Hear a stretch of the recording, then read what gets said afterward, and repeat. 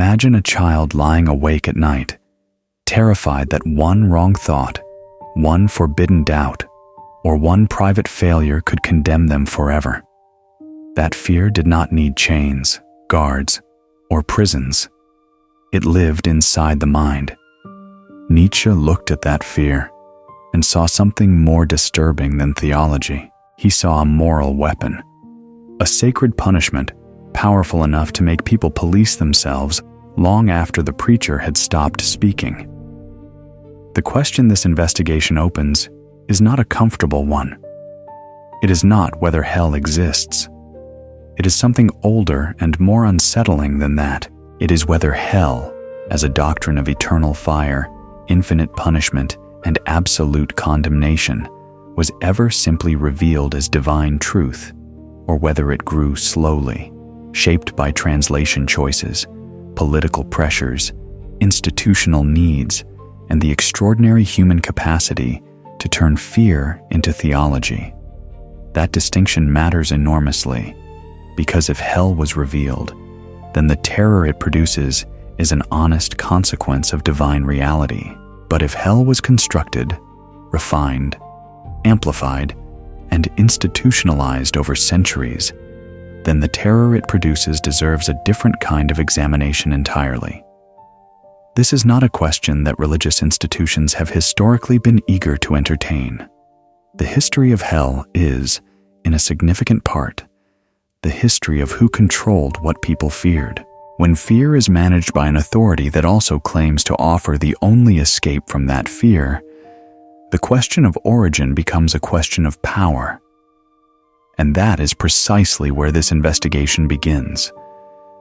Friedrich Nietzsche was not a man who wrote gently.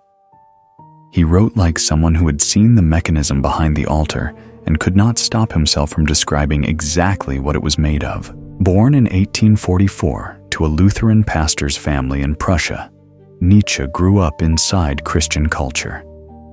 He understood it from the inside, not as an outsider hurling stones, but as someone who had breathed its atmosphere, inherited its moral grammar, and then spent his intellectual life dismantling what he believed was its hidden machinery. His most penetrating works, including On the Genealogy of Morality, Beyond Good and Evil, and the Antichrist, were not simply rejections of faith.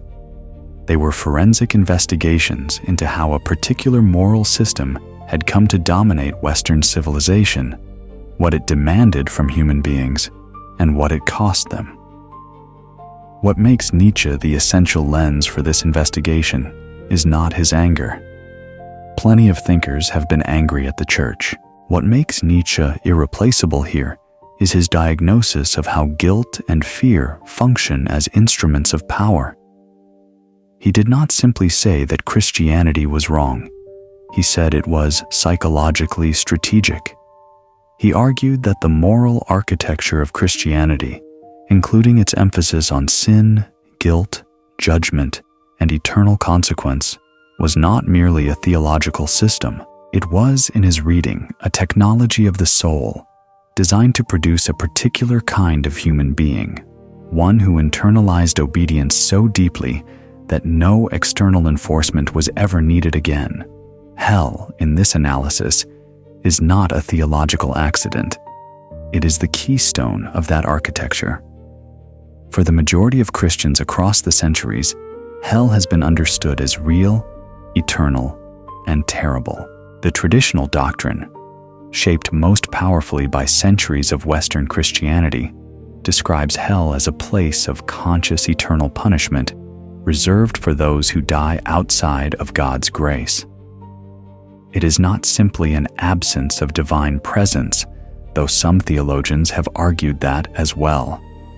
In its most dominant popular form, it is a place of active suffering, fire, isolation, and permanent separation from everything good. The souls who arrive there do not eventually leave. The punishment does not end. The sentence is, by theological definition, forever. The scriptural foundation for this doctrine draws from passages scattered across both testaments of the Bible. but concentrated most heavily in the teachings attributed to Jesus in the Gospels.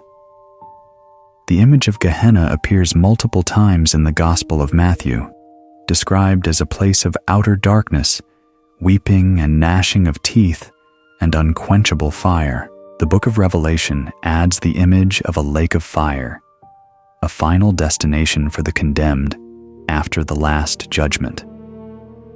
For believers who read these texts as the direct word of God, the conclusion appears inescapable. God himself warned humanity about hell. The danger is real, the stakes are absolute, and the only rational response is to take salvation with complete seriousness. The traditional doctrine also carries a moral logic that is not without genuine weight. Hell represents, in this framing, the ultimate consequence of human freedom. A God who created beings capable of genuine moral choice had to allow for the possibility of genuine rejection.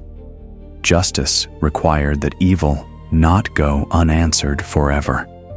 The idea that a universe governed by a good God would simply absorb all wickedness without final reckoning troubled many of the greatest theological minds in Christian history. Hell, in this sense, was not presented as God's cruelty. It was presented as God's moral seriousness, the proof that what human beings did in their brief lives carried permanent, cosmic weight. For millions of ordinary believers, hell was not an abstraction debated in theology classrooms. It was a living reality, as present and immediate as the voice of a parent or the memory of a sermon heard at age 7. The fear of hell arrived early in many lives. It came through Sunday school lessons delivered with genuine concern by teachers who believed every word they said. It came through revivals where preachers described the flames with enough emotional force that children wept in the pews. It came through deathbed conversations where elderly relatives made one final pleading appeal to unconverted grandchildren. This was not manipulation performed cynically. For most of those who transmitted it, the warning was the most loving thing they knew how to offer. The doctrine felt sacred because it was bound to everything else that felt sacred. Hell was not a free-floating idea that could be examined in isolation. It was woven into the fabric of Christian identity, into baptism and confession, into prayer and repentance, into the meaning of Christ's death on the cross. If Jesus died to save humanity from something, then what he saved humanity from had to be genuinely catastrophic. Hell gave the salvation story its dramatic necessity, removed the eternal consequence, and the urgency of redemption changes its shape entirely. For believers, accepting hell was not simply a matter of theological compliance. It was an expression of taking God seriously, of understanding that existence carried stakes higher than any earthly concern. There was also something psychologically coherent about the doctrine's emotional grip. The fear of hell gave moral life a kind of absolute grounding. In a world that could seem chaotic, indifferent, or unjust, hell promised that nothing truly escaped notice. The powerful who oppressed the poor and died unpunished, the wicked who lived comfortably while the innocent suffered, the tyrant who seemed to face no accounting in history, all of them would ultimately face a reckoning that no earthly institution could deliver. This was not merely a tool of oppression. For many people living under genuine injustice, the conviction that a final judgment awaited their oppressors was one of the few forms of hope available to them. Hell felt sacred in part because it felt like the universe had a moral spine. But then, something inconvenient begins to emerge when the history of this doctrine is examined rather than simply inherited. The concept that became Western Christianity's doctrine of hell was not delivered whole, finished, and clear from a single divine source. It was assembled. The Hebrew scriptures, the texts that Christianity inherited from Judaism, contain no clear doctrine of eternal conscious punishment. Sheol, the shadowy realm of the dead in the Hebrew imagination, was not a place of fire and torment. It was more like a colorless underworld where all the dead went, not sorted by moral worthiness, not described in terms of active suffering. When the Hebrew texts were translated into Greek, new vocabulary arrived, vocabulary borrowed from Greek conceptions of the afterlife, from Hades, and from traditions of Tartarus, layering meanings onto words that had carried different resonances in their original context. The word Gehenna, which Jesus uses in the Gospels and which is often translated simply as hell, referred in its historical origin to a valley outside Jerusalem called the Valley of Hinnom, a place with a dark history of ancient practices, and by the 1st century, apparently used as a rubbish site outside the city walls. When Gehenna appears in the mouth of Jesus as a warning, it is not immediately obvious whether the reference is meant as a literal description of an eternal destination, or as a vivid metaphor available to a 1st century Jewish audience familiar with the location. The tradition that transformed this image into a comprehensive geography of eternal torment was built across centuries of theological construction, homiletical imagination, and institutional reinforcement. The maps of hell drawn by Christian artists and theologians, from Tertullian to Dante to Jonathan Edwards, were not transcriptions of divine revelation. They were interpretations, each generation adding detail to a picture that began far less defined than the final product. And this is where the first, genuinely uncomfortable recognition arrives. Fear, as a psychological and social force, does not require accuracy to function. It only requires vividness. A doctrine does not need to be historically precise in order to produce obedience. It only needs to be believed with enough emotional intensity to make the alternative feel catastrophically dangerous. The history of hell's development suggests that what became one of the most powerful fear systems in Western civilization grew not from a single clear revelation, but from a long process of theological accumulation, artistic amplification, and institutional investment. If that history gives you pause, if it feels like something you were never quite told directly, then this investigation is doing exactly what it should be doing. And if you find that kind of honesty valuable, pressing the like button is the most direct way to tell us it matters to you. To understand where hell came from, the historical imagination must travel backward, past Augustine and Aquinas, past Constantine and the councils, past even the earliest New Testament writings, into the ancient world where the dead were imagined before Christianity reshaped the picture. In the Hebrew tradition that gave birth to both Judaism and, eventually, Christianity, death was not yet divided into eternal rewards and punishments. The earliest layers of the Hebrew scriptures describe Sheol as the destination of all the dead, the powerful and the powerless alike. It is a realm of silence and shadow, not a place where the wicked are punished and the righteous rewarded. The patriarch Jacob, in the book of Genesis, expects to descend to Sheol in mourning. The Psalms describe it as a place of forgetfulness, cut off from God's praise. There is no lake of fire here, no throne of judgment sorting souls by their moral record. Death, in this earliest imagining, was simply the end of the life God had given. The transformation begins, in part, through contact with neighboring traditions, and especially through the trauma of exile and persecution that marked Jewish history in the centuries before the Common Era. When the Babylonians destroyed Jerusalem and dragged the population into captivity in the 6th century before the Common Era, the theological crisis was severe. The old frameworks were shaken. How could God allow this? What did it mean for divine justice? In the centuries that followed, especially during the period known as the Second Temple era, Jewish thought began to develop more elaborate ideas about what happens after death. Apocalyptic literature, texts written under conditions of persecution and longing for divine intervention, began to imagine a more active judgment, a future moment when God would set right everything that history had left crooked.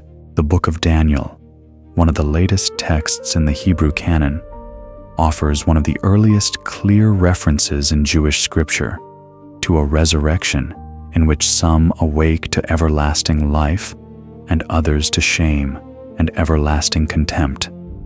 The Greek world added another layer entirely. By the time Greek became the dominant intellectual and literary language of the Mediterranean, Jewish thinkers were already engaging with Platonic and Stoic ideas about the soul and its fate after death.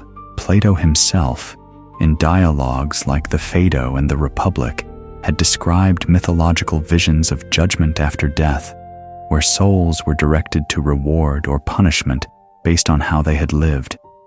The imagery of Tartarus, the deepest pit of suffering in Greek cosmology, was already present in educated Mediterranean culture long before the Gospel writers composed their texts. When the Septuagint, the Greek translation of the Hebrew Scriptures, rendered Sheol as Hades, it brought with it all the Greek associations that the Hebrew word had never carried. The conceptual vocabulary of hell was being assembled from multiple sources simultaneously. By the time the New Testament texts were written, Jewish apocalyptic expectation, Greek afterlife imagery, and the specific preaching and parables of Jesus were all available as raw material. The earliest Christian communities lived in intense eschatological expectation, meaning they expected the end of the present age to arrive imminently. In that climate of urgency, the warnings found in the Gospels about judgment, about the separation of the righteous and the wicked, about fire and outer darkness, carried immediate and vivid force. But what these warnings meant in their precise doctrinal detail, whether they described literal eternal conscious torment or used available metaphors to communicate moral seriousness, was not yet settled. The settled doctrine came later, through centuries of theological argument, councils, commentaries, and the slow institutional consolidation of what Christianity would officially teach. The figure who did more than almost any other single thinker to fix the Western Christian doctrine of hell in its most severe and systematic form was Augustine of Hippo, writing in the 4th and 5th centuries of the Common Era. Augustine argued that the damned would suffer not metaphorically, but in genuine, unending bodily and spiritual torment. His reading of Scripture was shaped by his theological commitments to original sin, divine justice, and the absolute necessity of grace through the Church. Without the Church's sacraments, Augustine taught, salvation was not available. The implication was direct and terrifying. Die outside the Church's embrace, and the suffering that awaited was permanent and total. Augustine was a thinker of extraordinary intellectual power, and his influence on Western Christianity cannot be overstated. But his doctrine of hell was a theological construction, built from scriptural interpretation, philosophical reasoning, and institutional context. It was not a simple transcription of what the texts plainly said. It was a reading, and like all readings, it bore the marks of its maker and his moment. The question of who benefits from a belief is not always a cynical question. Sometimes a belief benefits everyone because it is true, and its social effects follow from its truth. But the question becomes more pointed when a belief's social effects happen to align remarkably well with the interests of the institution that most vigorously promotes and controls it. In the case of hell, that alignment is difficult to ignore. From the earliest centuries of Christianity's institutional development, the threat of eternal punishment gave religious authorities a tool of extraordinary reach. It was a tool that operated not at the borders of behavior, where law enforcement might catch a person, but at the center of thought itself. A person who feared hell did not merely avoid certain public actions. They monitored their private thoughts, their secret desires, their interior hesitations, and their unspoken doubts. The Catholic Church's sacramental system, as it developed through the medieval period, was structured in ways that made the clergy indispensable mediators between the believer and the terrifying alternative of damnation. Confession was required. Absolution was administered by ordained priests alone. Last rites, performed at the moment of death, could determine a soul's eternal destination.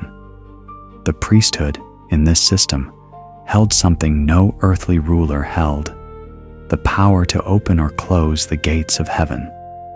This authority was not described as a political arrangement. It was described as divine institution, the will of God made visible in the Church's sacramental structure. But the effect of this arrangement was unmistakably political. Those who controlled access to eternal salvation controlled the population in a way that no army and no tax collector could replicate. The doctrine of purgatory developed most fully in the medieval period and formalized at the Council of Florence in the 15th century, added an additional dimension that had direct financial consequences. Purgatory proposed that souls who had not fully atoned for their sins at death could undergo purification after death, and that the prayers and masses offered by the living on their behalf, as well as the purchase of indulgences, could shorten their suffering. This system generated enormous revenue for the Church and created a theological economy in which fear of the afterlife could be literally monetized. The reformers of the 16th century, including Martin Luther, attacked this system with particular ferocity.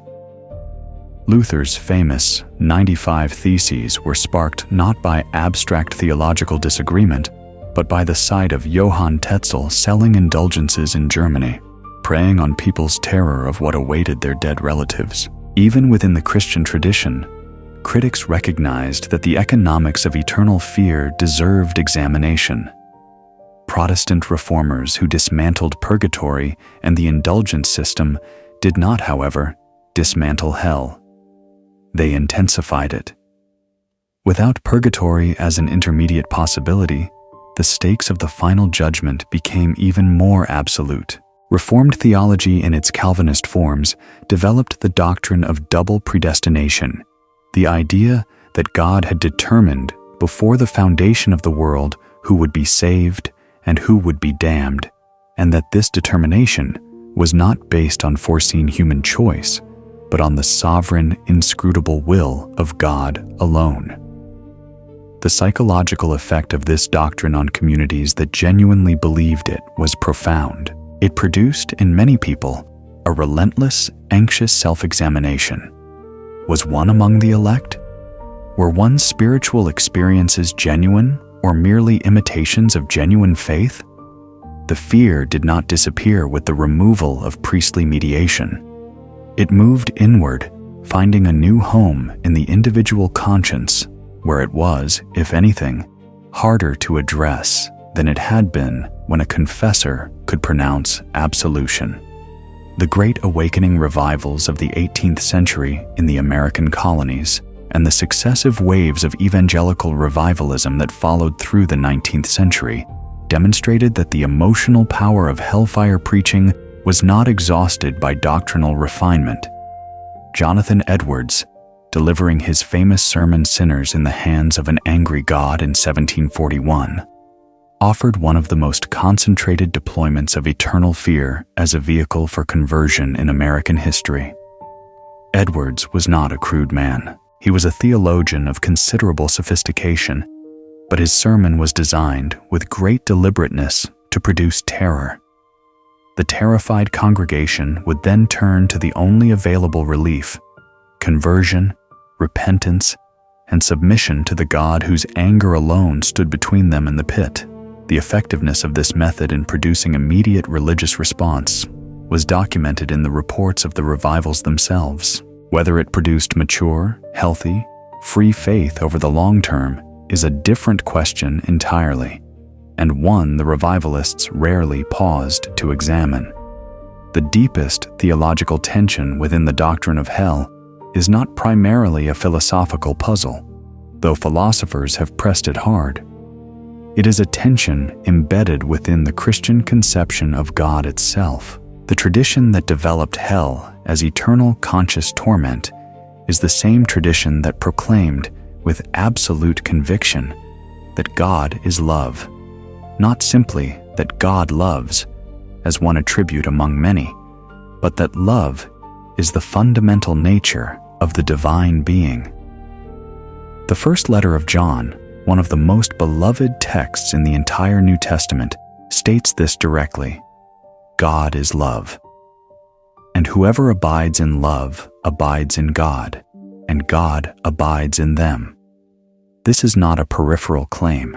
It is central to what Christianity has always insisted made its vision of the divine distinct from the cruel gods of the ancient world. The contradiction becomes acute when these two commitments, God is love and the damned suffer forever, are placed side by side without the insulation of theological formula. A being of infinite love and infinite power creates persons who, by that same being's exhaustive foreknowledge, will end in eternal suffering. The traditional response attempts to resolve this through the language of human freedom. God does not send anyone to hell. People choose it. Hell is the logical destination of a free being who permanently refuses the good.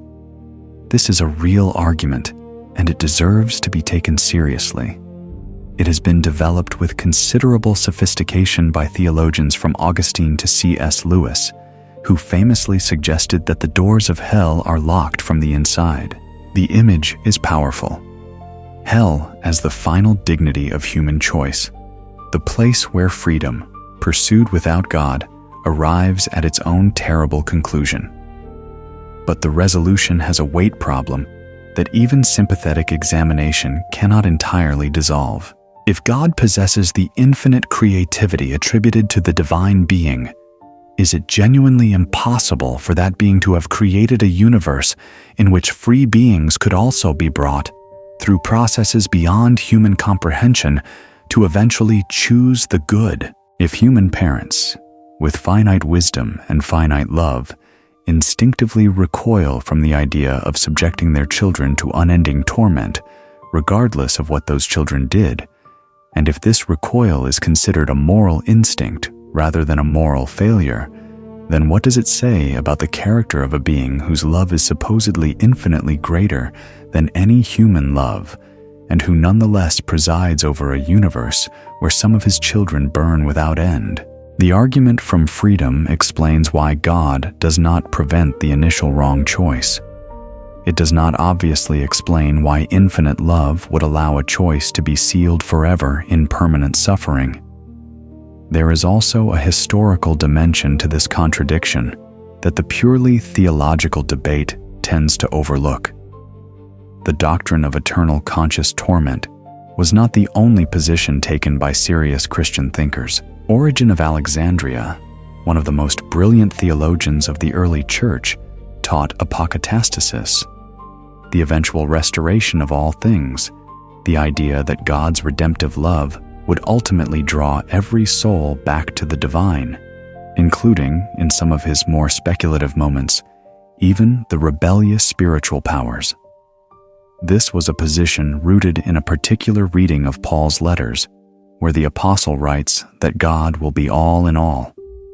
Origen's view was eventually condemned as heresy, but the condemnation did not happen because Scripture was so unambiguously clear against it. It happened through a political and ecclesiastical process, through councils, through imperial pressure, through the consolidation of theological authority. The tradition did not simply discover that Origen was wrong. The tradition decided, through human institutional processes, that his position was unacceptable. The universalist thread never entirely disappeared. It ran underground through mystical traditions, surfaced in thinkers like the 17th century Anglican Jeremy Taylor and the 19th century Scottish preacher George MacDonald, influenced the theology of figures like Karl Barth and Hans Urs von Balthasar in the 20th century, and has gained renewed energy among contemporary theologians who argue that a doctrine of universal salvation is not only compatible with Scripture, but demanded by the logic of divine love. The existence of this serious theological debate within Christianity itself reveals something important. The doctrine of eternal conscious torment was never the only defensible reading of the available material. It became the dominant reading through a process that was as much institutional and political as it was exegetical and philosophical. The hidden contradiction, then, is not simply that hell seems harsh. It is that the tradition, which produced the doctrine of eternal hell, also produced within itself persistent voices insisting that this doctrine cannot be reconciled with what the same tradition claimed about the character of God. The tension was never resolved. It was managed largely by placing hell in the category of mystery, the inscrutable will of a God whose ways are higher than human understanding, and by making the question itself feel dangerous to ask. When a contradiction is managed by making the question feel forbidden rather than by actually resolving the contradiction, that is worth paying attention to. Friedrich Nietzsche's critique of Christian morality begins with a genealogical question, not what does this moral system teach, but where did this moral system come from? Who created it? And what purpose did it serve for its creators? This is a different kind of question than the one theologians had been asking for centuries. Theologians asked, "Is this teaching true?" Nietzsche asked, "Is this teaching the expression of strength or the expression of weakness? Is it the product of abundance, health, and creative power, or is it the product of suffering, resentment, and the need to make one's own powerlessness feel noble?" His answer, developed with forensic intensity in On the Genealogy of Morality, is that the Christian moral revolution was precisely a revolution by the weak against the strong. He called this ressentiment, a French word he used deliberately to describe a particular psychological posture. The seething, internalized resentment of those who cannot act directly on their enemies and who therefore transform their powerlessness into a moral system that condemns the powerful and exalts the suffering. The slave revolt in morality, as Nietzsche described it, was the moment when those without worldly power redefined the values themselves. What the powerful celebrated, strength, pride, nobility, vitality, the enjoyment of life, was reframed as sin, arrogance, vanity, and lust. What the powerless suffered, meekness, poverty, suffering, self-denial, obedience, was reframed as virtue, holiness, and the path to God. Nietzsche was explicit that this was not a simple conspiracy hatched in a single room by a single calculating priest. It was a cultural and psychological transformation that took centuries, that was participated in by millions of sincere people, and that produced a moral framework of extraordinary power and reach. He did not deny that many people suffered genuinely under conditions that made the Christian promise of dignity and divine love feel like rescue. He understood why the message spread. What he insisted upon was that understanding why a belief spread does not settle the question of whether the belief is good for human beings. Widespread adoption is not a proof of value. It may, in certain conditions, be evidence of the opposite. Central to Nietzsche's analysis is the concept he called bad conscience. the phenomenon by which human beings turn the energy of their instincts inward, against themselves, when external conditions prevent them from expressing that energy outward. In the ancient world, he argued, human beings discharged the natural energy of instinct, aggression, desire, and will in the world around them. When civilization, and particularly the Christian moral framework, told them that these instincts were sinful, shameful, and evidence of their fallen nature, they could not discharge them outward. So they turned them inward.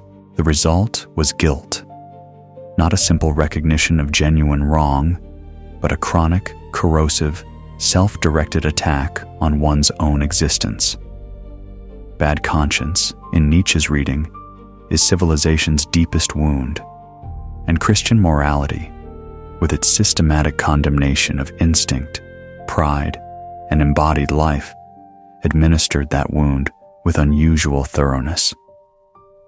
What made the Christian moral system, in Nietzsche's view, so psychologically effective was precisely that it made this wound feel like progress. To feel guilty was to be spiritually sensitive. To condemn one's own desires was to demonstrate holiness. To abase oneself before God was not humiliation, but love. The system was self-reinforcing in a way that made external enforcement largely unnecessary. Once a person internalized the Christian moral grammar deeply enough, they became their own most efficient torturer.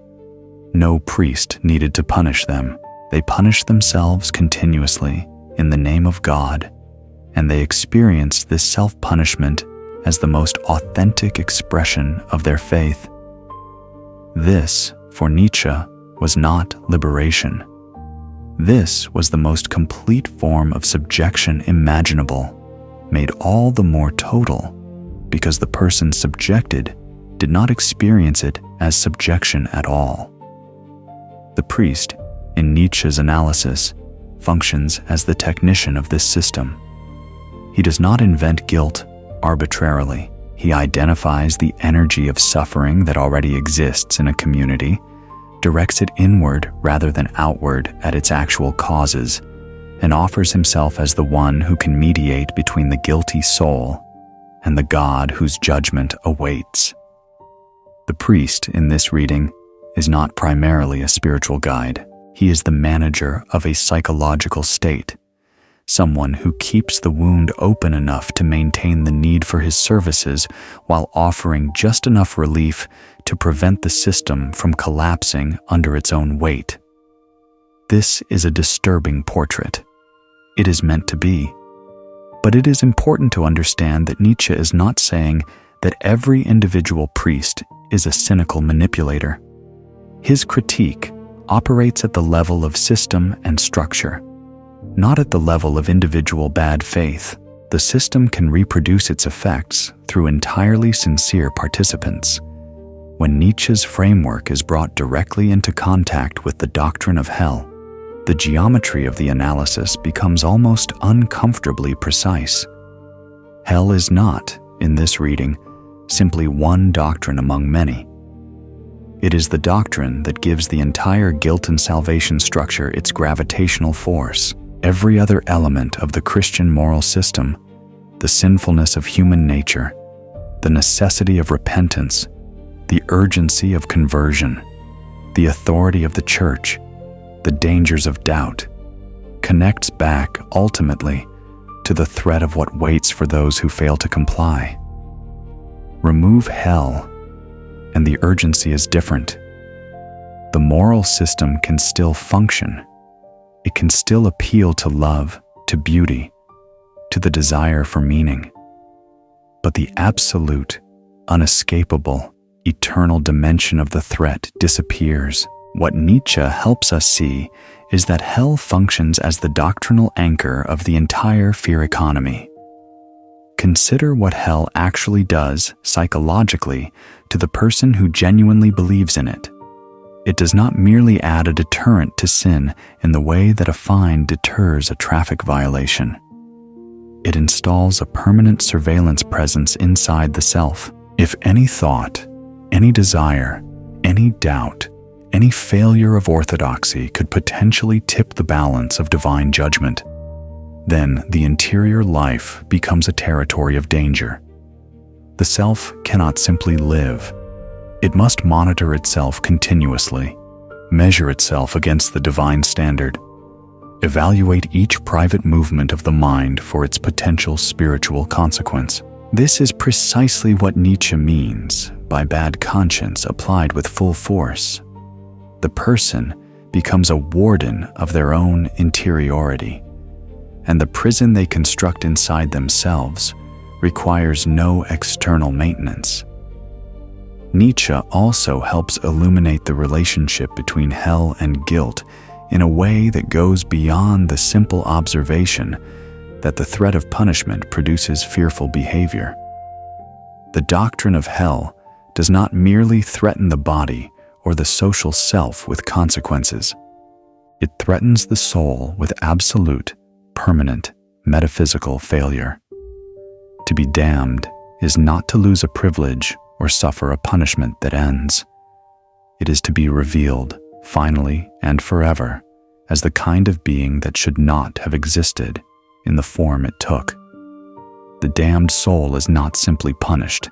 It is definitively judged, evaluated, and found to be a failure at the most fundamental level of existence. For a human being who has internalized this framework deeply, the weight of potential damnation is not a weight that sits on the surface of life. It saturates it. This saturation produces what Nietzsche might recognize as one of the priestly system's most effective achievements, a person who genuinely cannot trust their own instincts, desires, or moral perceptions. Because the self is defined by the doctrine as fundamentally corrupted, fallen, and unreliable, the individual's own sense of what is good, what is beautiful, what is right, what is meaningful, must always be filtered through an external authority. One cannot trust one's natural attraction to pleasure, because pleasure may be lust. One cannot trust one's natural desire for independence, because independence may be pride. One cannot trust even one's most generous moral impulses if they lead one away from doctrinal compliance, because one's heart, the tradition warns, is deceitful above all things. The self is defined as precisely the entity that cannot be trusted to evaluate its own condition, and the institution that delivers this definition also happens to be the only institution authorized to offer a remedy. Hell also intensifies the guilt mechanism in a temporally specific and psychologically strategic way. Its infinite duration is not simply a theological assertion about divine justice. It is, in Nietzsche's terms, a way of making the moral stakes of this life absolutely incommensurable with anything else that could possibly matter. If the consequence of failure is finite, then failure can be assessed proportionately. Perhaps this wrong was not so terrible. Perhaps this doubt is survivable. Perhaps this departure from the prescribed path can be understood as part of a larger human journey. But when the consequence of failure is eternal, every deviation from the prescribed norm carries the weight of infinity. The doctrine of hell eliminates proportion from the moral life. Every sin, including the sin of doubt, becomes potentially catastrophic in a way that makes calibrated, honest, self-directed moral reasoning extremely difficult to sustain. What Nietzsche ultimately helps us see, when his lens is held up to the doctrine of hell, is that the belief does not merely describe a possible reality. It constructs a particular kind of subject, a self that fears its own depths, distrusts its own perceptions, cannot rest in its own authority, and must perpetually return to the institution that can offer, but never permanently deliver, reassurance. This is not, in Nietzsche's reading, a portrait of spiritual liberation. It is a portrait of the most total subjection available in the moral repertoire of Western civilization. The dangerous implication of Nietzsche's analysis is not simply that hell is philosophically problematic, or that the doctrine has a complicated history, or even that religious institutions have used it in ways that deserve criticism. The dangerous implication is something more structural and more disturbing, that a belief system does not need to be true in order to produce the behaviors and psychological states that make it socially useful, and that the social usefulness of a belief can perpetuate it, institutionalize it, and protect it from examination with far more vigor than evidence alone could ever produce. If hell functions primarily as a psychological architecture of control, then its persistence through centuries of Western history requires no supernatural explanation. It requires only that the belief reliably produce docile, obedient, self-policing individuals who return to the institution for management of their guilt, and that the institution therefore has powerful reasons, not necessarily conscious or cynical, to maintain and amplify the belief. The doctrine does not survive because it is demonstrably true. It survives because it works, and it works precisely because it installs its enforcement mechanism inside the believer's own mind, where it is far more difficult to dislodge than any external threat could ever be. This implication becomes most dangerous to institutional religion, not because it proves that hell is false. Nietzsche's genealogical method does not prove theological falsehood. It does something different. It reveals that the origin, the history, and the social function of a belief are themselves data about that belief, data that a purely theological conversation tends to exclude by definition. When a theologian argues for or against hell, the tools used are scripture, tradition, philosophical reasoning, and theological logic. What Nietzsche insists upon is that these tools are themselves embedded in a history, that the way scripture is read, the tradition that determines which readings are acceptable, the philosophical frameworks deemed legitimate, all of these have been shaped by the same institutional interests that the doctrine serves. The game, in other words, may be rigged in ways that are invisible, as long as you remain inside the game. The implication extends to how religious authority is experienced by ordinary believers. If the threat of hell is primarily a management mechanism, rather than a description of divine justice, then the authority of those who manage the threat rests on a foundation that deserves examination. The priest who hears confession, the pastor who warns the congregation, the parent who teaches a child to fear God's judgment. All of these figures derive a portion of their authority from the believer's fear of what awaits non-compliance. When that fear is shown to have a history, to have been assembled from various sources rather than delivered intact from heaven, the authority structure it supports begins to shift, not necessarily to collapse, but to reveal its human dimensions in ways that cannot be unseen. There is also an implication for how we understand the history of religious dissent. If hell functions as described, then those who questioned Orthodox Christianity in previous centuries were not merely engaging in theological disagreement. They were challenging a system of psychological control at its deepest level. This helps explain why heresy was treated with such extraordinary severity by religious institutions across centuries. Heretics were not simply people who had wrong opinions about obscure doctrinal matters.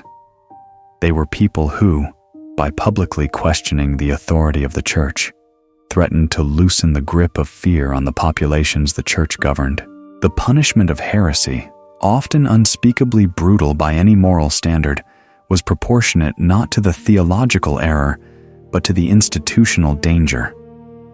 A person who could no longer be frightened into compliance was a person who had escaped the most fundamental mechanism of control available. Finally, Nietzsche's implication asks something of the viewer personally, in a way that most theological arguments do not. It asks not only whether hell is theologically defensible, but what kind of human being the belief in hell has tended to produce. Has the doctrine of eternal punishment, as historically preached and institutionally deployed, cultivated human beings who are more free, more generous, more honest, more creatively alive, more genuinely loving, or has it tended, in its dominant forms, to produce people who are fearful, self-condemning, dependent on authority for moral permission, suspicious of their own instincts, and unable to rest in their own humanity? This is not a question about whether individual believers are good people. Many are. It is a question about whether the system, regardless of the intentions of the individuals within it, serves the growth of human beings or serves their management. Nietzsche believed he knew the answer. The history of the doctrine does not make his answer easy to dismiss. It is worth being precise about what is meant when we say that hell was useful to institutions. Usefulness here is not synonymous with deliberate manipulation. Institutions, like the individuals within them, are shaped by incentives they do not always fully perceive.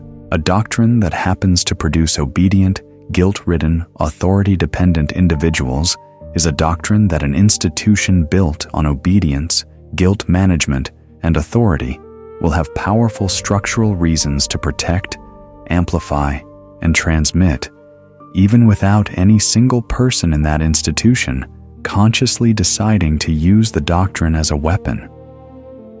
The usefulness of hell to religious power does not require bad faith. It only requires that the interests of the institution and the effects of the doctrine happen to align. In the medieval European context, the alignment was especially visible. The Catholic Church was not merely a spiritual institution. It was a comprehensive social, legal, and political institution that governed much of daily life across the continent. It maintained courts that could try cases, levy penalties, and issue excommunications. Excommunication, the formal exclusion of a person from the sacraments of the Church, was not merely a spiritual sanction. It was, in a society where eternal salvation was the deepest reality most people lived within, a threat of extraordinary force. A person excommunicated was a person whose soul was, in the formal terms of the institution, in immediate danger of damnation. Kings had submitted to the Church's authority under this threat. Populations had been held in line by the combination of sacramental access and sacramental denial. Hell was the ultimate backstop, the final reason why no one who took spiritual reality seriously could afford to simply ignore what the Church taught or demanded. The confession system, which required Catholics to regularly enumerate their sins to a priest and receive priestly absolution, created a remarkable institutional mechanism. It was not simply spiritually sincere, though it clearly was that for many participants. It was also, structurally, a system by which the interior life of the entire population was regularly made available to clerical supervision. What people feared, what they desired, what they had done in secret, what they had thought in the darkness of their own minds, all of this flowed through the confessional in a regular institutional rhythm. The priest who heard confession was, in this structure, simultaneously a spiritual guide and an intelligence resource. Confession under the seal of secrecy was protected in ways that limited the direct political use of that information. But the very practice of regular self-disclosure to a clerical authority shaped the psychological habits of an entire civilization. Protestant Christianity's dismantling of confession did not dismantle the usefulness of hell. It shifted the mechanism. Without a priest to manage the interface between guilt and divine judgment, the individual believer faced the terror of the eternal directly. With only scripture, pastoral guidance, and personal faith as mediating resources. The pastor who preached hellfire occupied a position of enormous authority in this revised system. The congregation that feared damnation needed the community's spiritual leadership, the revival meeting, the prayer meeting, the weekly sermon, the Bible study. All of these became institutional structures through which the energy of eternal fear could be regularly renewed, directed, and contained. The emotional intensity of evangelical preaching traditions was not incidental to their function. It was precisely calibrated to keep the existential stakes viscerally present for listeners who might otherwise allow the urgency to fade into comfortable routine. The useful belief also extended into the regulation of private life in ways that served both theological and social purposes: sexual behavior, family structure, economic practice, political loyalty, intellectual inquiry. All of these were regulated at various points and in various traditions with reference to the doctrine of eternal punishment. A person who feared that heretical thoughts could jeopardize their eternal destiny was a person who had powerful internal reasons not to read forbidden books, not to associate with questionable thinkers, not to follow the logic of a philosophical argument wherever it might lead. Hell made intellectual obedience feel not merely like institutional compliance, but like self-preservation. The most effective constraint on thought is not censorship imposed from outside. It is the constraint that the thinking person imposes on themselves because they have been successfully taught that certain thoughts are too dangerous to entertain.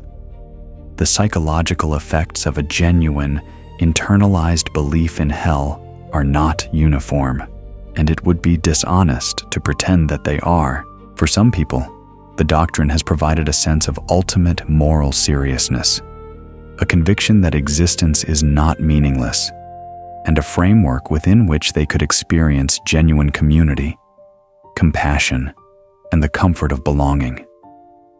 This is real, and it should not be erased from the account.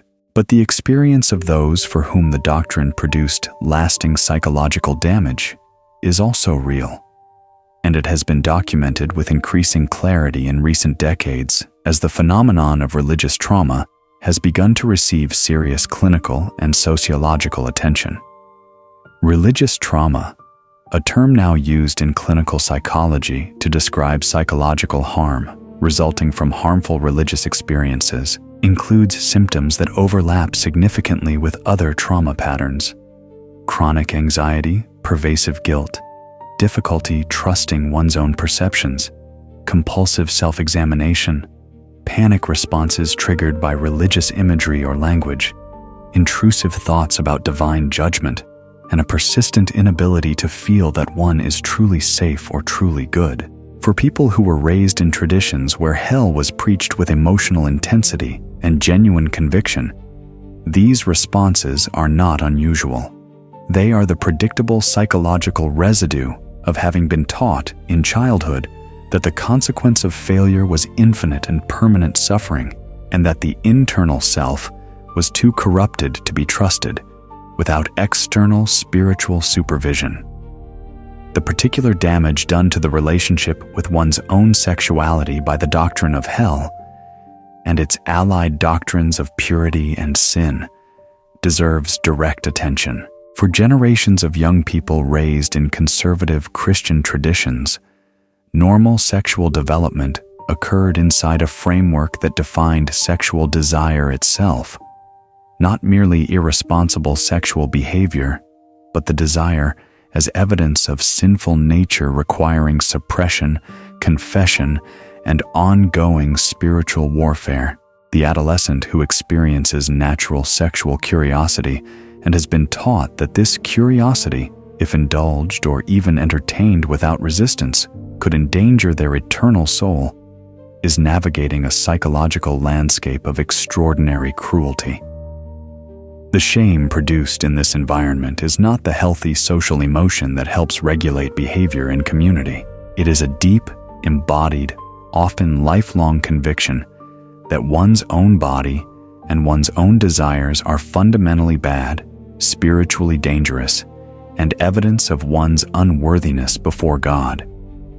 The fear of intellectual dissent produced by the doctrine of hell operates differently, but with comparable force. A person who has been taught that doubting the doctrines of the faith constitutes a spiritual danger, that questioning the authority of Scripture or the Church is a step toward the kind of rebellion that ends in damnation, will experience the normal movements of intellectual curiosity as threats rather than invitations.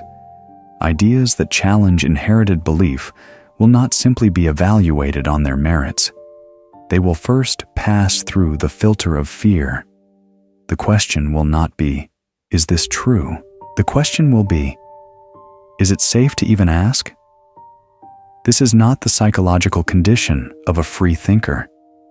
This is the psychological condition of someone who has had the mechanism of self-censorship installed so deeply that they can no longer distinguish between genuine intellectual conviction and the fear of divine punishment for thinking the wrong thought.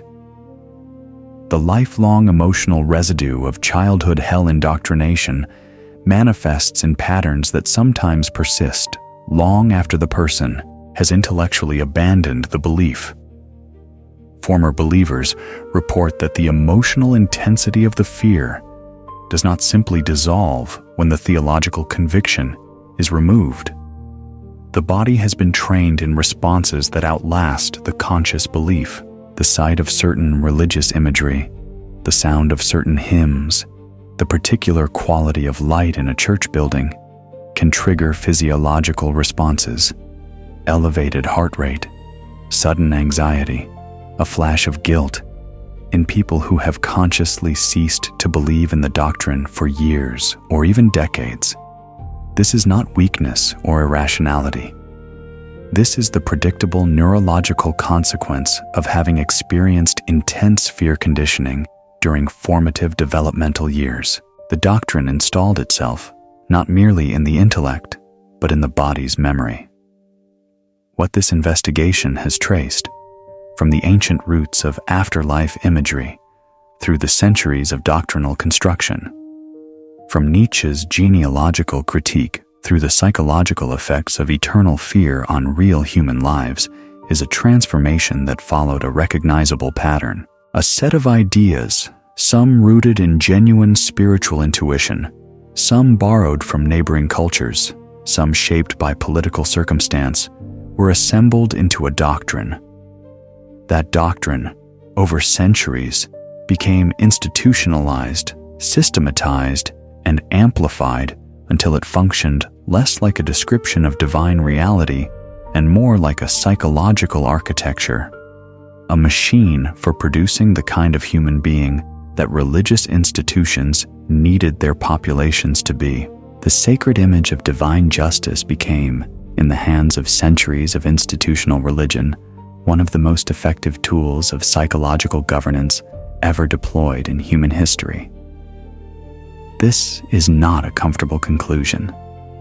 It asks a great deal of the viewer who was raised inside this system, who perhaps loved the people who taught them to fear, who perhaps finds that the fear is still present, even after the belief has begun to change. This investigation does not ask anyone to feel contempt for those who transmitted the doctrine with genuine love.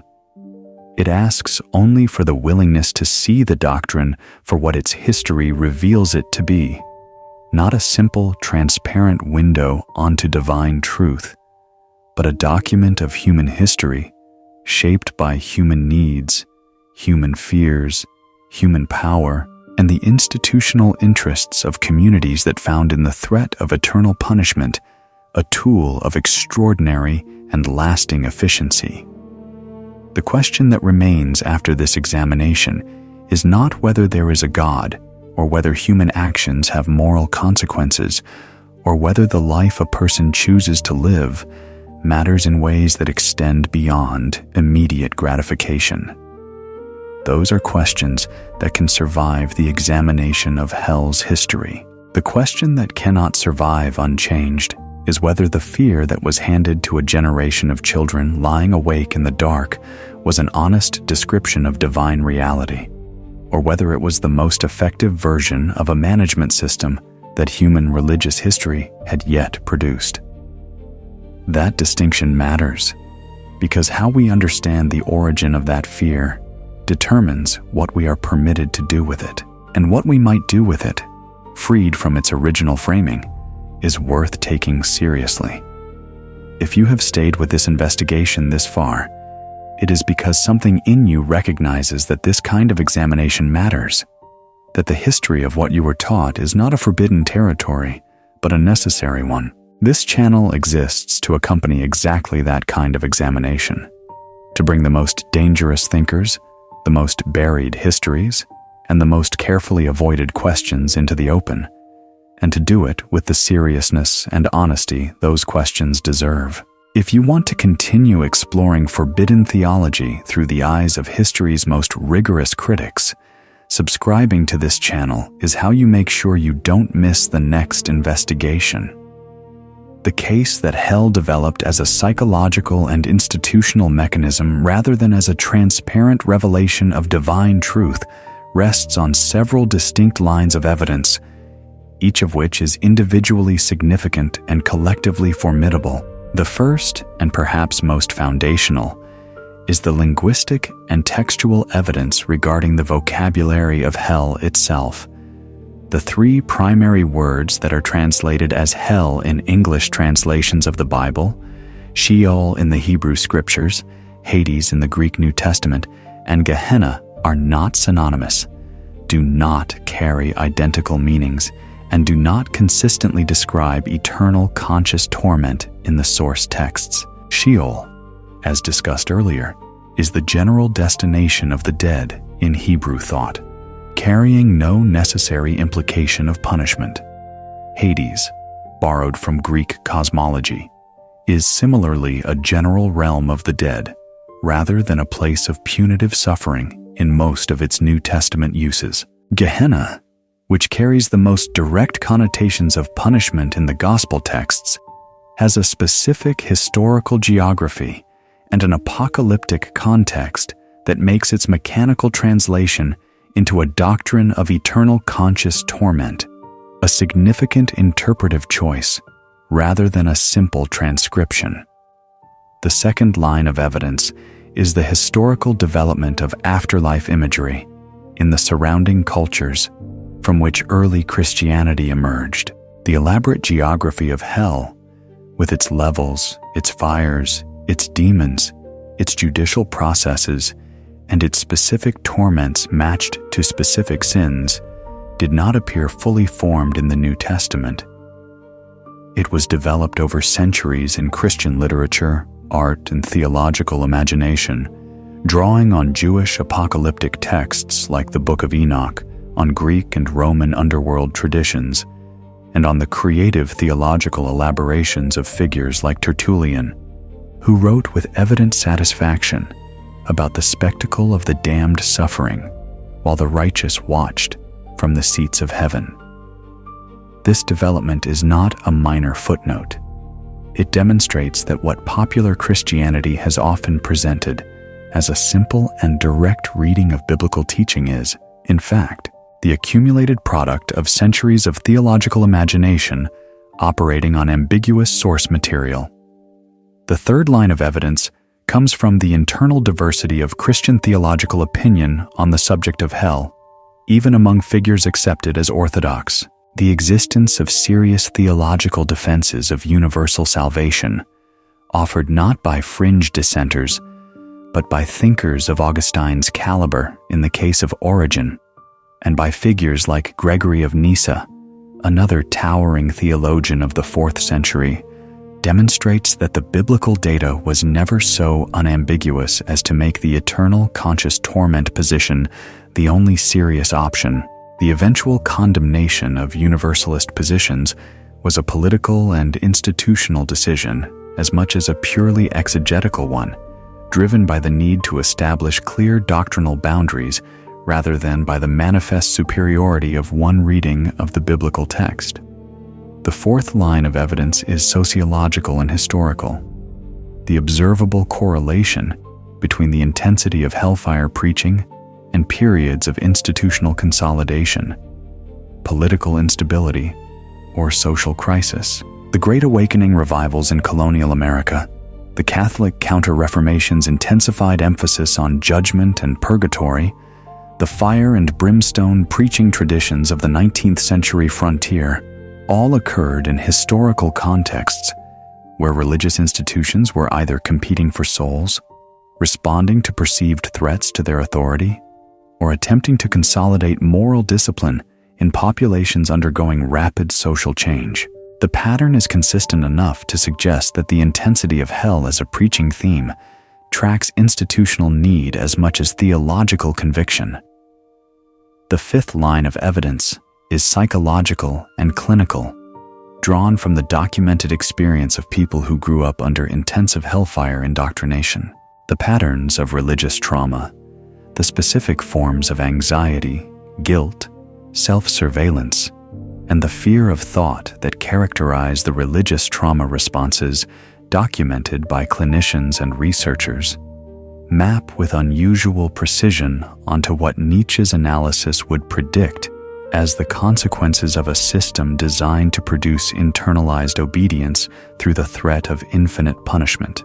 When a philosophical prediction made in the 19th century about the psychological effects of a doctrine is confirmed more than a century later by independent clinical observation of real human psychological suffering, that convergence is significant. The sixth and most difficult line of evidence to dismiss is the one that comes from asking why the doctrine has always been managed primarily through emotional amplification rather than through evidence.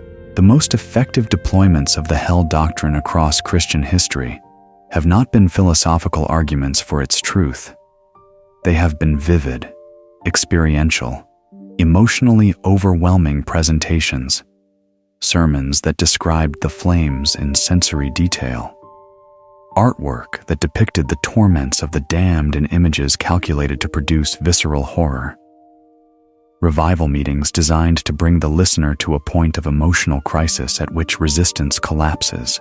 When a belief relies primarily on emotional overwhelming rather than on evidence and argument, it is worth asking whether that reliance reveals something about the relationship between the belief and the evidence available to support it. The traditional defense of hell deserves to be taken seriously because it is not merely a rationalization of power. At its best, it represents a genuine attempt to hold together several convictions that sincere and intelligent people have found impossible to abandon: that human freedom is real, that moral choices carry ultimate significance, that justice is not merely a human preference, and that a universe without final reckoning is a universe without genuine moral seriousness. These are not trivial commitments. They have been held by some of the most acute moral and philosophical minds in Western history, and dismissing them as simply the propaganda of power-hungry institutions would be both intellectually dishonest and personally insulting to the many people of genuine goodness who have defended them. The most sophisticated version of the traditional defense begins with the claim that hell is the necessary consequence of created freedom. If God creates beings who can genuinely love, they must be beings who can genuinely refuse. Love that is compelled is not love. Relationship that is coerced is not relationship. A God who created beings capable of authentic moral and spiritual response had to create beings who could also authentically reject the good. Hell, in this framing, is not God's punishment imposed from outside. It is the inherent consequence of a free being permanently choosing to exist without the source of all good. C.S. Lewis's famous image of the doors of hell locked from the inside was not intended as cruelty. It was intended as the ultimate affirmation of human dignity Even in damnation, God does not override the human will. The defense also draws on the moral intuition that genuine justice requires permanent consequences for genuine evil. The argument runs something like this. If a person commits crimes of extraordinary cruelty and dies before any earthly justice can be served, the claim that this person eventually merges back into a harmonious divine reality feels morally obscene to many reflective people. The victims of history's great atrocities were not simply unfortunate actors in a story that ends with everyone reconciled. Their suffering was real. Their murderers made real choices. A moral universe that ultimately contains no final distinction between the saint and the torturer, between the martyr and the executioner, may feel, to the moral imagination, less like a vision of love and more like a vision of indifference. Furthermore, the argument continues. The fact that hell has been misused by institutions does not prove that the doctrine is false any more than the misuse of medicine by fraudulent practitioners proves that medicine is false. Every genuine truth can be distorted, weaponized, and deployed in the service of power. The history of a doctrine's abuse is not a refutation of the doctrine itself. If hell is true, it is true regardless of whether preachers have misrepresented it, regardless of whether institutions have exploited fear of it, and regardless of whether the psychological effects of bad preaching have caused genuine suffering. The genealogy of a belief does not settle the question of its truth. An idea's origin does not determine its validity. The traditional defender would also point out that serious contemporary theology has not simply repeated the most lurid medieval images of hell without reflection.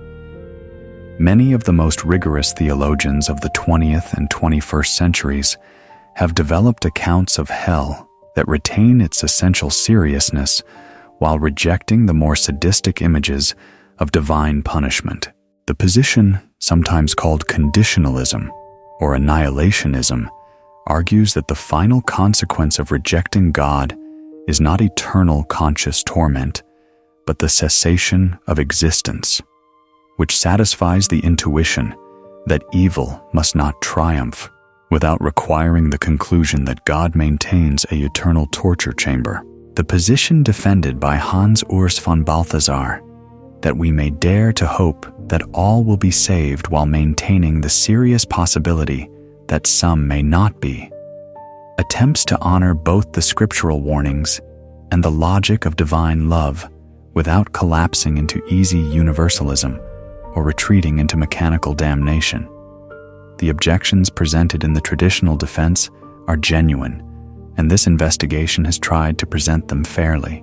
But Nietzsche's critique does not dissolve simply because the theological arguments are sophisticated. The problem remains at a different level than the theological debate, and it is important to be clear about why. Nietzsche's challenge is not primarily about whether hell is philosophically coherent. It is about whether the psychological and social function of the belief, regardless of its metaphysical truth or falsity, produces the kind of human life that can be considered genuinely free, honest, and good. That question survives even the most refined theological defenses. Consider the argument from freedom. That hell is the necessary consequence of genuinely free beings permanently rejecting the good. This is a theologically serious position, but its psychological effect on ordinary believers is not the same as its logical structure. The believer who lives under the terror of eternal punishment is not experiencing the dignified consequence of freely chosen evil. They are experiencing the paralyzing preemptive fear of a consequence that may await any failure of orthodoxy, any moment of doubt, any insufficiently pure desire, any departure from the prescribed form of faith. The theological argument for hell as the respectful consequence of human freedom does not translate into pastoral practice as the serene acknowledgement of freely chosen destiny. It translates, historically, into the relentless anxiety of people who cannot be certain they are among the saved and who therefore cannot rest in their own existence.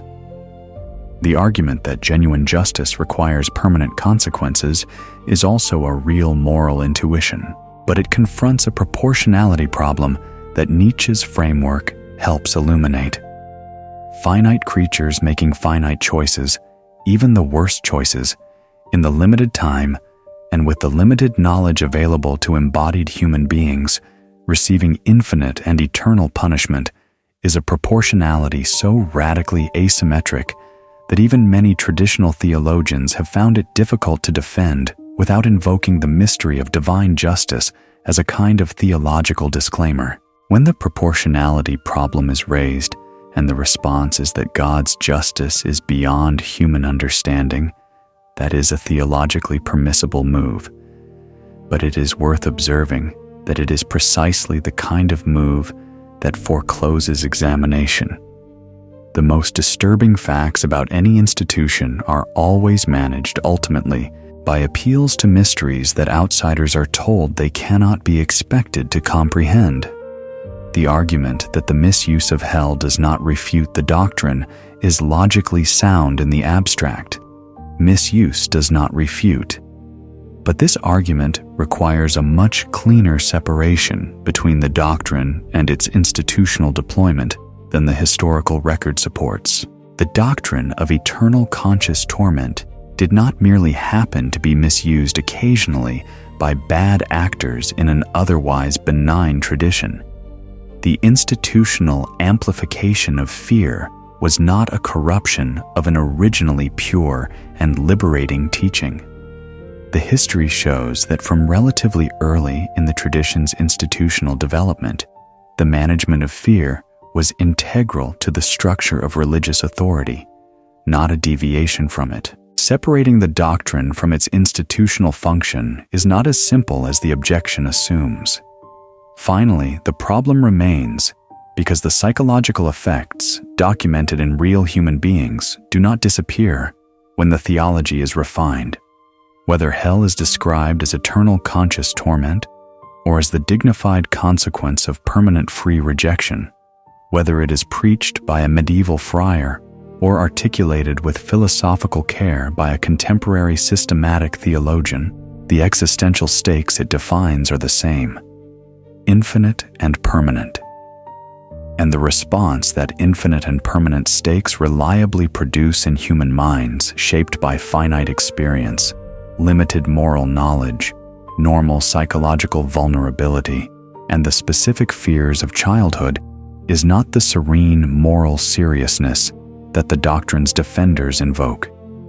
It is the chronic, anxious, self-directed guilt that Nietzsche identified as the deepest wound of the Christian moral system.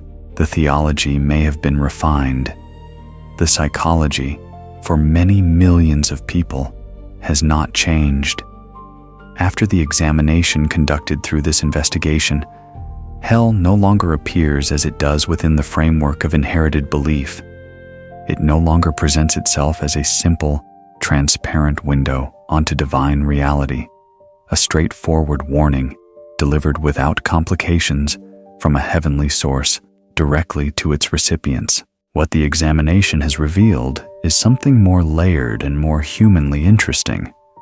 A doctrine with a history, a doctrine whose current form was assembled across centuries from sources that did not always align, shaped by translation choices, theological arguments, institutional interests, artistic imagination, and the psychological needs of communities living through persecution, political instability, and the existential anxiety of human mortality. This is not a dismissal of the doctrine.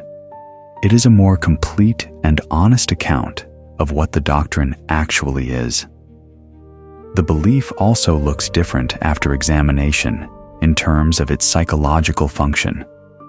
Hell can now be seen with clarity that the inside of the tradition rarely permits as a doctrine that generates a particular kind of interior life, one characterized by chronic self-surveillance, distrust of natural instinct, dependence on external authority for moral permission, and the inability to experience one's own existence as fundamentally acceptable without constant doctrinal reassurance. This does not mean that every person who has believed in hell has suffered these effects equally. People are resilient and diverse, and the same doctrine can be received in different ways by different people in different contexts. But it does mean that the doctrine has, across its history of deployment, tended to produce these psychological states in enough people with enough consistency that the pattern deserves honest acknowledgement. The most significant perceptual shift that this examination produces is perhaps this: the realization that the urgency of the doctrine has always been disproportionately useful to the institution that administers it. A believer who genuinely fears eternal damnation is a believer who has powerful reasons to maintain their relationship with the institution that can manage that fear. The emotional intensity of hell-related religious experience, the anxiety, the conversion moments, the relief of absolution, the renewed commitment after a period of doubt, all of these create and reinforce a bond between the believer and the religious authority that is difficult to establish through any other means. When a doctrine happens to reliably produce exactly the behaviors and emotional dependencies that make an institution thrive, the question of whether the doctrine is a revelation of truth or a product of institutional need becomes genuinely difficult to answer from inside the institution itself. The examination also reveals what was always present but rarely acknowledged openly: the diversity of opinion within the tradition itself about what exactly awaits the dead. The existence of serious theological positions ranging from eternal conscious torment through annihilationism, through various forms of purgation and eventual restoration, to outright universalism, all of them drawing on the same scriptural sources and the same theological tradition, demonstrates that the biblical data does not compel a single conclusion.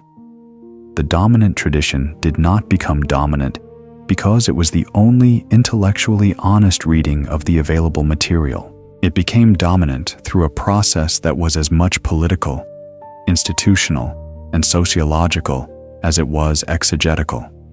Understanding this does not require contempt for the tradition. It requires only the honest application of historical observation. Perhaps the most liberating shift in perception that this examination offers is the recognition that the fear produced by the doctrine is not the same thing as the moral seriousness the doctrine claims to protect. It is entirely possible to take human life seriously, to recognize that choices matter, to live with genuine ethical attention and compassion without requiring the threat of infinite punishment as the motivating force. The two are not identical, though the doctrine has always presented them as inseparable. The examination allows them to be separated, and that separation is, for many people who carry the residue of hell's fear in their bodies long after their minds have moved on, one of the most practically important gifts that honest historical and philosophical investigation can offer. It is important, having conducted this examination with honesty and some intensity, to be clear about what the investigation has not established and what it does not require of those who engage with it. This investigation has not proven that God does not exist. It has not demonstrated that human life lacks moral significance, or that the choices people make carry no weight beyond their immediate consequences. It has not shown that religion is simply and uniformly a system of manipulation from which every person of intelligence must immediately flee. These are not the conclusions that follow from examining the history and psychology of a particular doctrine, and claiming otherwise would be its own form of intellectual dishonesty. This investigation also does not require contempt for the people who believed in hell with genuine faith and transmitted it with genuine love. The grandmother who made her grandchildren promise to come to church because she could not bear the thought of losing them to eternal fire was not a manipulator. She was a person who loved her family and who had been given a framework within which that love expressed itself as fear on their behalf.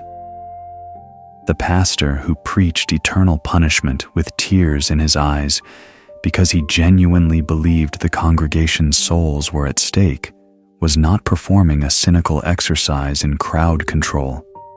He was a person of sincere conviction, doing what his tradition told him sincere love required. Seeing the history of a doctrine does not obligate us to see the people within that history as anything other than fully human.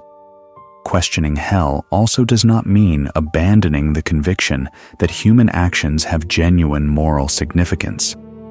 The critique of hell as a psychological architecture of control does not require the conclusion that nothing matters, that cruelty and kindness are equivalent, or that the choices made in a human life carry no weight beyond the immediate moment. What it does require is a different basis for moral seriousness, one rooted not in the threat of infinite punishment, but in the actual value of the people affected by our choices, in the genuine goods of honesty, compassion, justice, and human flourishing, and in the recognition that a moral life lived from love is categorically different from a moral life lived from fear. This is not a lesser basis for ethics. For many who have examined it carefully, it is a more honest and more sustainable one. Finally, this investigation does not claim to have settled all the questions it has opened. Nietzsche was a powerful lens, but he was not the final word on anything. His critique of Christianity had its own blind spots, its own excesses, its own will to dramatic provocation that sometimes outpaced his philosophical precision. The questions of what happens after death, of whether existence has a purpose that transcends what we can currently perceive, of whether the moral intuitions shared across human cultures point toward something beyond mere evolutionary preference. These remain genuinely open. This investigation has not closed them. It has only asked that they be examined with more honesty and less fear than the inherited framework has historically permitted. What becomes possible when the fear loses its authority? This is not a rhetorical question. It is the practical question that matters most for people who have spent years, or decades, or an entire life under the weight of a fear they were never invited to examine. The answer is not immediate euphoria, or the sudden possession of all the answers that the doctrine had previously suppressed. The answer is something quieter and more durable than that. The possibility of approaching the fundamental questions of human existence from a different starting position, not from fear, but from genuine curiosity, not from the obligation to arrive at predetermined conclusions, but from the willingness to follow the evidence and the argument wherever they actually lead. A morality freed from hell does not collapse. This is perhaps the most important practical point for anyone who has been told that questioning eternal punishment means abandoning ethical seriousness.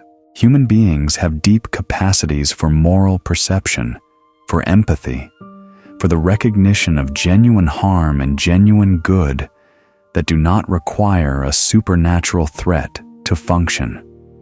Philosophers across the centuries, from the Stoics who lived before Christianity, arrived to contemporary secular ethicists who have no theological commitments, have developed rich, serious, demanding accounts of what a good human life looks like and why it matters. These accounts are not perfect, and they disagree with each other in important ways. But their existence demonstrates that ethical seriousness does not depend on the doctrine of eternal punishment. It depends on taking seriously the reality of other people, the weight of human suffering, and the value of a life lived with honesty and care. spirituality itself, separated from institutional fear, looks different and may deepen.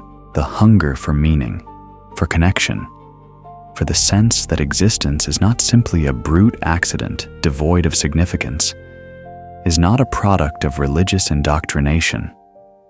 It is something that appears across human cultures in contexts that have no relationship to Christian institutional religion whatsoever. Examining the history of hell does not require the abandonment of the possibility that existence is somehow more than the sum of its material parts, or that the values of love, beauty, truth, and justice point toward something real that cannot be fully accounted for by purely mechanical explanations. What it does require is that these possibilities be explored honestly, without the management of institutional fear, without the threat that honest inquiry will result in eternal catastrophe. The freedom that becomes possible beyond the doctrine of hell is, at its core, the freedom to take one's own moral perceptions seriously. For a person who has been taught that their instincts are fallen, their desires are evidence of depravity, their doubts are spiritual danger, and their independent judgment cannot be trusted without clerical authorization, this freedom is not a small thing. It is the return of the authority over one's own interior life that the guilt and punishment system had appropriated. It is the ability to look at a moral question and ask honestly, what do I actually think? What does careful reflection suggest? What does compassion require? What does honesty demand? And to trust that these questions, asked sincerely by a person of genuine care, are not a path toward damnation, but a path toward something worth calling wisdom. The child who lay awake in the dark, terrorized by the possibility of infinite punishment for finite failures, deserved better than that fear, not because eternal things do not matter, but because fear is not the same as understanding, and terror is not the same as love. The moral seriousness that a genuine engagement with human existence demands can be cultivated without the machinery of eternal threat. It can be cultivated through honest attention to the reality of other people's suffering and joy, through the slow development of the capacity for genuine compassion, through intellectual honesty about what we know and what we do not know, and through the willingness to keep asking the questions that matter even when the answers are difficult.